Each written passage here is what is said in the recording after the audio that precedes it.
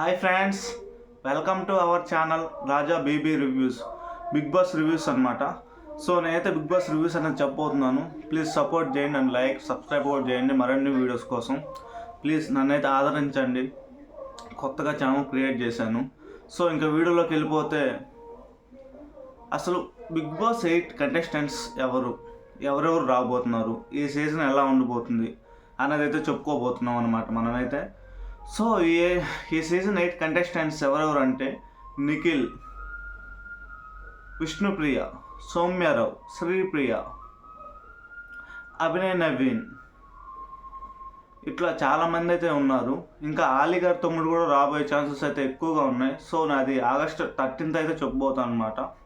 So మీరైతే full వీడియోని చూడండి. అసలు ఈ కంటెస్టెంట్స్కి ఎంత రెమ్యునరేషన్ ఇస్తున్నారు ఏంటి అనేది. సో ఈ కంటెస్టెంట్స్కి ఒక్కొక్కరు రెమ్యునరేషన్ అభినయ్ నవీన్. సో అతనైతే సినిమాలో యాక్ట్ చేస్తూ ఉంటాడు అనమాట. సో అతనికి మ్యాక్సిమం 1.5 అయితే ఇస్తున్నారు, 1,50,000. నిఖిల్కి కూడా సేమ్ 1,50,000. శ్రీప్రియకి 1,00,000, విష్ణుప్రియకి సేమ్ 1,25,000. ఇట్లా కొంతమందికి అయితే ఇస్తున్నారు అనమాట. ఇంత రెమ్యునరేషన్ అనేది నడుస్తుంది. సో ఇంకా ఈ సంవత్సరం ఈ సీజన్ ఎలా ఉండబోతుంది అనేది అయితే చెప్పుకోబోతున్నాను అనమాట. మొన్నటి వరకు అయితే వినిపించిన మాటలు 2 సెటప్లు, అంటే బిగ్ బాస్ హౌస్ అనే సెట్ అనేది 2 సెట్లు వేస్తారని చెప్పుకోలేరు. కానీ 2 సెట్లు అయితే లేదు, ఓన్లీ 1 సెట్లోనే నడుస్తుంది బిగ్ బాస్ 8 అనేది.